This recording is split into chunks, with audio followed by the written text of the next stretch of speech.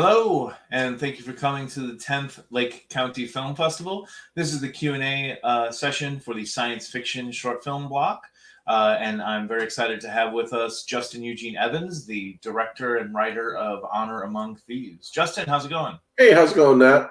I was pretty sure you wrote, and I realized I should have double-checked that before. You're right. It's just you wrote it on your own. Yep. Cool. So where did you get this time-traveling Western science fiction action idea to begin with?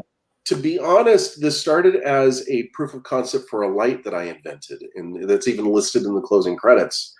And so it was only about 4 weeks before we shot the film. We knew that we were having a hard time convincing Steven Soderbergh to trust Anthem 1 on his next big feature film. So we decided, okay, what we're going to do is we're going to shoot a short of some kind, throw something together, and do that as a proof of concept to prove that the lighting system can be relied upon and do these things that no other cinema lighting system has been able to do before. And I have a tendency to, everything gets bigger. I don't know how to do something little. So I sat down with a couple of my buddies and I said, listen, why don't we do a Western? Well, let's make it a sci-fi Western. Let's quickly get these guys off of Etsy and let's do, props and, visual effects. And it just kept getting bigger and bigger and bigger. And the whole concept grew really as an inversion of where we were starting with, where we knew we had a really amazing location and we knew we had a light that we wanted to demo. And we knew that we wanted to have a story set entirely at nighttime. And the story came out of that. Well, it's interesting. Maybe I should have led with that. You and I actually met for the first time at AFM in 2008, I believe. Oh, that's right. You were showing off your light system there. That was the first one. That was the failed one. So. You didn't have a room. You were just like in the kind of open area. That's right. Which I always think of because every year, because AFM is going on right now. And, I saw a couple posts today on Facebook about people at AFM. And so we showed your feature film, which you have a poster of behind you. Yep. A Little Lights for Dying in 2009. Now, you used your own light system on that as well, right? No. So the one that you saw at the American Film Market, I still didn't have confidence in myself as an inventor. And so I was working as an art director for a video game company. My boss happened to pull up to my house and saw this weird thing I was working on in the garage. And that led to him investing into what was this light that you saw called the Lumen. And that was an utter failure. And it was a failure for all the reasons that things should fail. The engineers wouldn't listen to me. They wanted to work entirely with off-the-shelf components. No one wanted to push how far engineering could actually go. And so we ended up making this big, giant, heavy, clumsy box that was not going to change the world in any way whatsoever. And that was the Lumen. But it taught me a ton. And so when I finished making this movie, A Lonely Place for Dying, my frustrations in making it led to me deciding to double down. And I turned to my attorney and I said, I don't want to be a filmmaker anymore. I know how to do this, but and you're the first person who knew about that, so I don't normally tell this part of the story. And I said, I only want to do this if I can do it right. And I don't want to make the mistakes that I made on the Lumen. You've got to let me lead the engineering team, even though I'm not an engineer. And it worked. This time it worked. Yeah. So now we've got this, beautiful little 5.5-inch cube that fits in your hands. And Steven Soderbergh is using it this week as we speak on No False Move with an all-star cast in Detroit. And his gaffer keeps emailing me about how it keeps changing paradigms in cinema. And so the biggest, do you know what like a 12K maxi light is? It's the thing with all the little lights like this, and each one of them is 1 kilowatt. And it pulls 12,000 watts. Apparently, the key grip turned to the gaffer this week and said, "Do you realize this is the last time we'll even rent one of these?" And he was and he meant the 12K Maxi, because he said, why would we ever rent one of these again? Now Anthem 1 is doing the work of that big giant thing. And what they normally do, this is a typical Steven Soderbergh way of setting up a night exterior, is they'll put one of those in a scissor lift. They'll bounce that off of a 20-foot by 20-foot silk, and then that bounced light comes back into the building, and it's nice and soft. But that's a huge setup, and it requires a minimum of a 15 kilowatt generator. Now they're just taking an Anthem 1 on a tripod, putting a tiny piece of diffusion in front of it. That's 200 watts. They're running on a battery. Wow. So yeah, not to be, like, a star fucker, but your lights are lighting all these crazy people: Matt Damon, John Hamm, Yep. Ray Liotta. My son would be most excited about David Harbour. Yeah. So that's really cool. That's the biggest film to use it so far. Ferrari uses it. Walt Disney World uses it. We did a feature in the United Kingdom, totally changed what is possible as a low budget movie. This is a movie called 400 Bullets. And it was the stepping stone. We did Honor Among Thieves as a proof of concept. That then led to this cinematographer on 400 Bullets saying, okay, we're going to give it a shot. And then when I showed 400 Bullets to Steven Soderbergh, he said, okay, we're ready to use it on a $60 million budget film. And but I think I'm more impressed with what the director and cinematographer for 400 Bullets did, because they decided they were going to have the entire movie rely on my invention. And so we're in the middle of a potato field in Coventry in the middle of December, and it's a war movie. So their investor happens to own all of this, military equipment. And so we've got Humvees and tanks and armored personnel carriers out in the middle of this potato field, and we're lighting the whole thing with just 4 of my lights, all 4 pulling just 800 watts of electricity. And 2 or 3, there was this one shot we did, so gorgeous, because there's this guy just been shot. He's a military, he's a soldier, and it's snowing. So we got the snow machine set up. It's the middle of the night. We've got 2 Anthem 1s set up, and they are covering about an acre, maybe an acre and a half of land. And the guy's just running backwards as he's firing his gun. And he ran so far backwards, he was completely and totally out of focus, but the light was buttery smooth on him the entire time. And the cinematographer said, I couldn't have done that with any other light. It's not that they replaced HMIs. There would have been fall off. There would have been hot spots. It would never have been that even with something else. And so that's what we're starting to do with the technology. Wow, that sounds really exciting. Especially as someone, I produced a narrative feature, and the first day, kind of our secret weapon to do this for no money was that our DP was at DePaul as a student. Right. And he ran the cage. Okay. So you had access to all the stuff that DePaul has. So we scheduled Midwest, they should know DePaul's a major film school. So we scheduled our shoot during spring break, and the first day was I just went up to DePaul and literally just filled the panel truck with every piece of lighting equipment they had, and it was so much. And to hear that you can have a small kit that's a much smaller kit would be very exciting, because we spent countless hours moving stuff back and forth. Smaller kit and smaller crew because of that. The movie that I mentioned in the UK, 400 Bullets, I was the gaffer, and I had one other inexperienced person as my electrician, and that was it. And so the 2 of us lit the entire movie. We did 400, no, more than that, around 500 setups in 16 days. Wow. And the UK has much more stringent rules than we do about overtime. So you can't go past a 12-hour day. That's otherwise you have to pay significant penalties. It's like beyond time and a half. And even in union movies don't exist there. I mean, there is a union, but it's not like the United States with the guilds.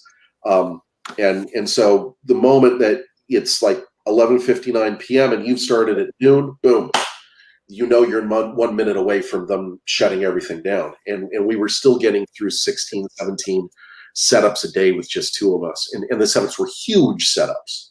Wow. And distant. We're like, okay, we're going to be in that field, and in 20 minutes we need you to be, 400 feet in that direction, and then we need you to come back for the next setup after that. And so we just, luckily, when the light's that tiny, you just pick it up, it's still on its stand, put it down, it's running on a battery, you're done, that's it. So it's a game changer for everybody, but for low budget filmmakers, it's the first time I think, wow, hold on, my gun's talking to me. I'm going on too long about the light. That wasn't my intention. So what questions do you have about the short film? Yeah, I was just thinking I did want to get into the short film, and not that the short film is, as philosophical or has as much deep meaning as many of the other films we discuss here. But Sure. I do think this is more of a fun, film, which is great. I really strive for diversity in my lineup. I don't want to have everything be dour and everything. Sure. But actually, I did want to ask about your disinfectant light that you sent me something about a while ago.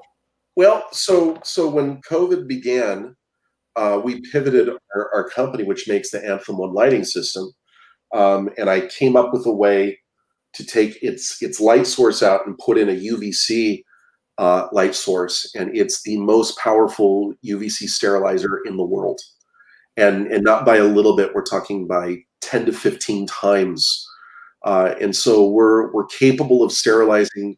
If we had 10 of those mounted in a Broadway theater, we'd be able to sterilize the entire Broadway theater during a standard intermission, and that's not just the surfaces, but it's the air volume itself. And we're in the process of having the business purchased because of this. We just got out of the window where I'm now legally allowed to talk about that. We were under a non-disclosure until November 6th. And supposedly in a month, the company will not be mine anymore. It'll be in the hands of other people, and I'll be a consultant working for the business, and they will be rolling it out to hospitals and nations across the planet. And film sets, I assume would. Film sets, absolutely. So everyone's talking about it, and movie theaters. This will, mentioned. Absolutely. I mean, we've been here in Wisconsin. We've been sterilizing a local college in Wisconsin. Bell Helicopters now uses like 15 of their factories across the planet to keep their staff safe. We're just going through FDA fast tracking as we speak. In fact, like this week is our first FDA test. And I know we're going to pass because we already went through pre-certification to make sure that we knew what we were doing for going through FDA approval. And should all those things go smoothly, then it's a device that can be used to make the world safe again. And what makes it radically different, this is something that, like, there's a whole thing on our website that goes into the science of UVC, and people should actually study it because there's a tremendous amount of misinformation about how UVC works. But once one understands UVC, what makes it different than any other UVC device is the speed, the size, and the price point. And so this is something that our nearest competitor, you would need 1,000 of their systems, and those systems are each the size of a refrigerator. And so that would fill the food court of a shopping mall. And all of that would compete with just one little 5.5-inch cube. You'd have to spend around $20 to $30 million to equal the beam intensity that we have created for our UVC system. And so we can do things that just no one has ever been able to do, like sterilize a doorknob to log 3 in about 1/2 of 1 second, or sterilize the entire air volume of a bathroom in less than a minute. And for dealing with something like COVID-19, where we know exactly how much UVC it takes to destroy it, which is 5 millijoules per centimeter squared. We know exactly how long it takes to do that and how to implement it right. It is a tool that we could use to regain our world, should the world choose to listen to a crazy guy from Wisconsin. or science in general, I guess. Science in general.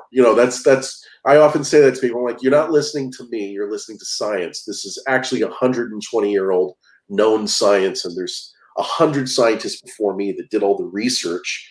It's just now the technology is achievable. and I figured out how to do things with UVC LEDs that no one else had been able to do. But the science of UVC was established in the time of almost Thomas Edison. So there you go. I haven't really gotten any answers as I've asked this over the last week. I feel like the number one thing independent filmmakers have a problem with is connecting with known actors who have name brand recognition. Right. To just, and I'm not asking the question because I know the answer to how did you get them to be in your film, because hopefully that means you had a good idea, you had a good script, whatever. But simply getting to them. So, what can you tell me? How did you get involved with Jason Moore? Well, no, Jason Moore actually had a bit role in A Lonely Place for Dying, and we've been friends ever since then. So I've always had good luck in getting celebrity actors.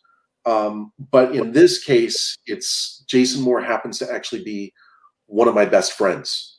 I mean, and so I do stuff for Jason all the time. Jason does stuff for me. Jason just flew out to help me build Anthem One Systems. He's one of my investors.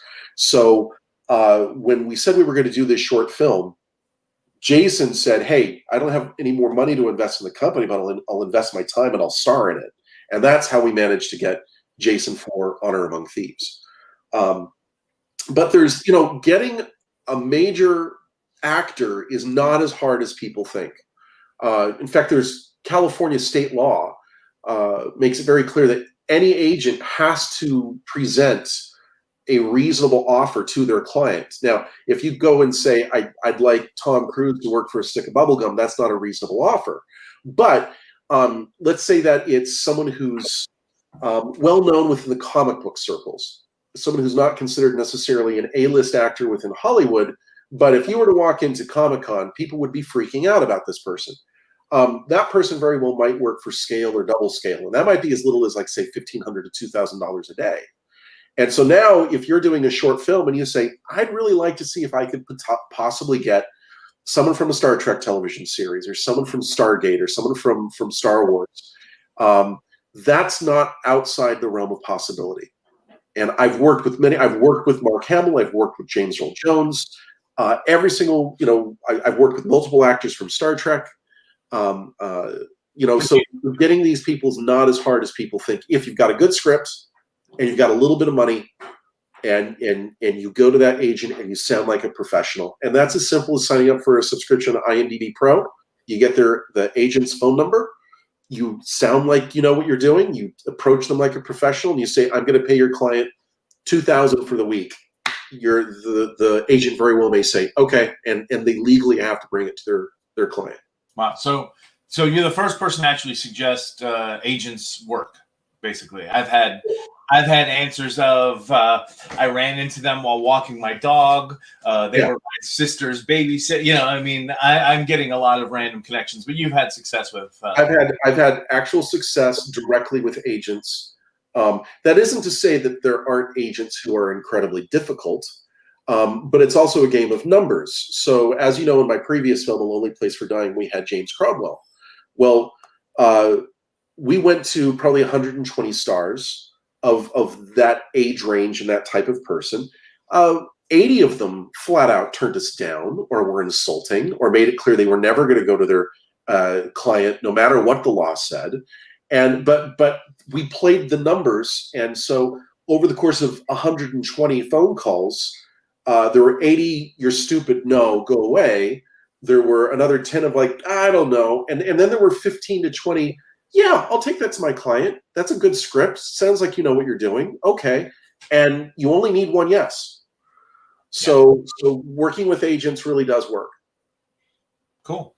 So you talked about that you wanted to make something for to show off your lighting kit. Where did you get the? Where did you didn't? I didn't really catch where the idea for this Western sci-fi. You just thought it would be a good plan. I'd love to say that we have this. It truly was shoehorning an idea into the desire to say, we are going to light this in the middle of the desert where there is no available power with 4 little lights that are 200 watts each. and we want this to look like believable Moonlight. And what story could we come up with to justify that? That's where it came from. And at first, it was just going to be a Western, but I didn't want to stop there. And so I'm like, well, let's make it a sci-fi Western. Let's have some fun.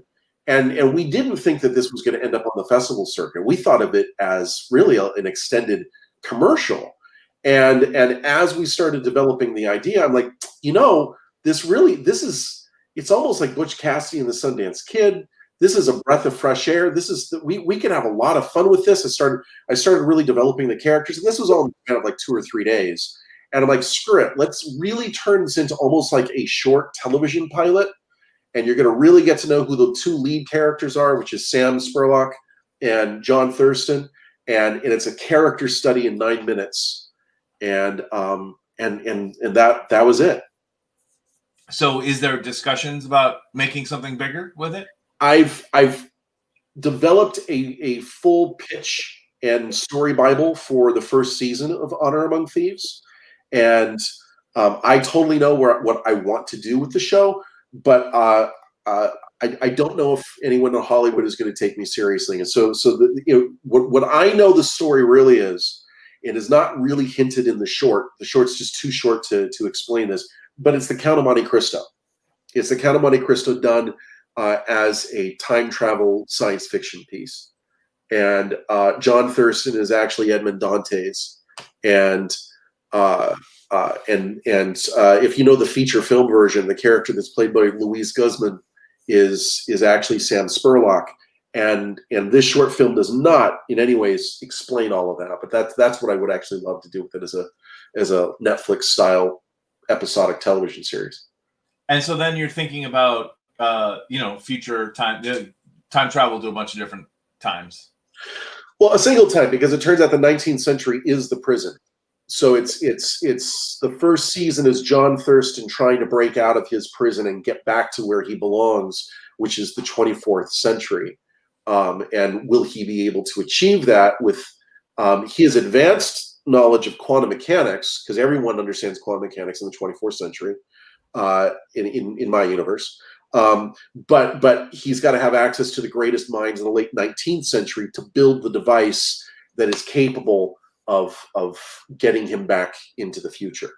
And that's what the first season is about. The second season is more like Ocean's 11, where it's the forming of a team that will allow him to then go to an asteroid in the Kuiper Belt where the vast fortune that will make him the Count of Monte Cristo is hidden.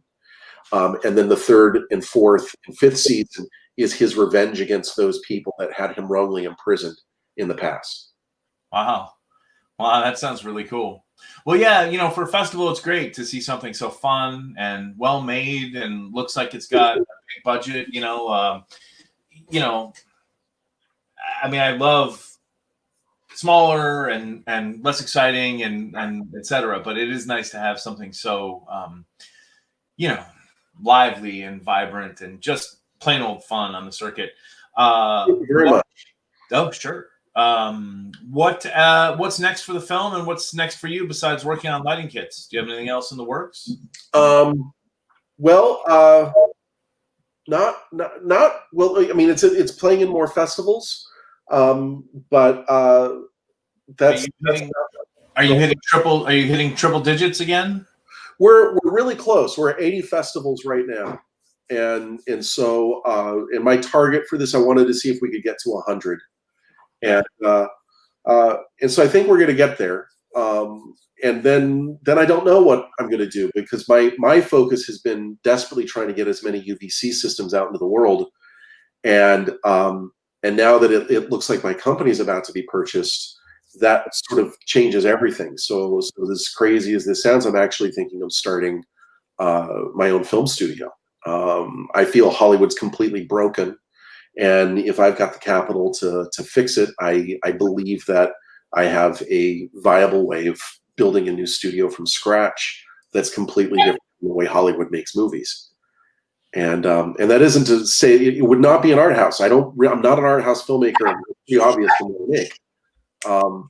I think that Hollywood has a tendency to pick the wrong people to make motion pictures. I find it amazing that it finally understands just how powerful the nerd audience is, and yet they don't pick nerds to direct those movies. And so what they don't really realize is a nerd is just a derogatory way of saying someone who has a deep, abiding passion for the subject matter. And it would, to me, is no different than saying, listen, we're going to do a movie about Picasso, and we're going to pick someone who doesn't even like Picasso. I couldn't understand that. That doesn't make any sense to me. So and there's way too much to talk about in this short interview of some of my thoughts, but I think that we could turn the entire Hollywood studio system on its ear if a studio was built the right way in the 21st century. There was a box office pontificator, I think it was David Poland, 20 years ago, who used to always write about the Nerd 8. And that was a lot of films that came out at the time, like maybe it wasn't Kill Bill, maybe it was the one before that, but just that nerdy movies could rely on an $8 million opening weekend. And right. Now, obviously, it's like a Nerd 40 at least, you know? Yeah. I mean, absolutely. The nerds have inherited the earth, you know? The nerds have inherited the earth. Only the suits that run it don't really respect the subject matter, and they don't respect the audience. And so it's, you know, it's almost surprising when they get it right. Like you're amazed at, I'm personally amazed at how decent most Marvel movies are. And I think that's all because Kevin Feige's a real fan. So if you remove him from the equation, it wouldn't be that way. You look at how Warner Brothers approaches the DC universe. DC arguably has the better characters. You sure wouldn't know it from the films. The films suck, and they're just abysmal. And I'm a DC fan. That was what growing up is. You know, if you look at my vast comic book collection, which is the other half of this room, it's mostly DC comics, and yet honestly, I can't stand the movies, and they're not well written. They have a tendency to cast the wrong person in the role. They don't respect the source material. They think directors are replaceable in the middle of projects, and they aren't willing to allow directorial vision. But if you look at the very best comic books, like let's take Batman's The Dark Knight. It was Frank Miller's vision that made The Dark Knight. And like him or hate him, it was his voice and his politics and everything that went into that made that story work so well. So the idea of like they approach it like corporate rock, and that does not work. So I'd say that we need to go back to more of like a indie rock business model in order to make those very stories work. I personally don't think they have the characters, but that's also the universe too. I mean, the Nolan movies, at least the first two, are, you know, really fantastic. And yeah. I mean, that's separate from what kind of nonsense they have going on now. But yeah, and Snyder is a visual. I think that he's so focused on the visual, he's just not like, you'd never say, oh boy, do I go see a Zack Snyder movie because of the great dialogue and three-dimensional characters. No one has ever said that. Yeah. So he's a stylist, and there's a room for a stylist. I believe we have the position for that. It's called cinematographer. And quite often I think that someone who really should be a cinematographer has been unfortunately promoted into a role that is not necessarily what serves the story the best. Well, you know, in Hong Kong, they always talk about how they have a director and an action director. Right. He'd be well served as like the music video portion of the film is directed by, you know, the animatics director or something, you know. Sure. Yeah. I can see that. The way that you put that's quite apropos. If he was handling the action sequences, they'd be filled with slow motion and rain falling at, only 1/1000th of a second, and it'd be gorgeous looking, and someone else who understands human beings and three-dimensional characters and dialogue and 3-act structure would be best served to really flesh out a more interesting story. And we certainly need to stop making superhero movies about beams in the sky. There's just that needs to, we've got enough beams in the sky. and CG monsters trying desperately to create a beam going to the sky. That's been done. So there you go. All right. Well, we've doubled the length of your short film in our conversation. So I'm going to let you and our audience go. And thank you very much for joining us. It's a great talk. And thanks for having me. See you soon with something else. Or make sure when you saw that project to Netflix, you let us show it to our people first. Okay. Sounds great. Talk to you, Nat. Thanks. Catch you later.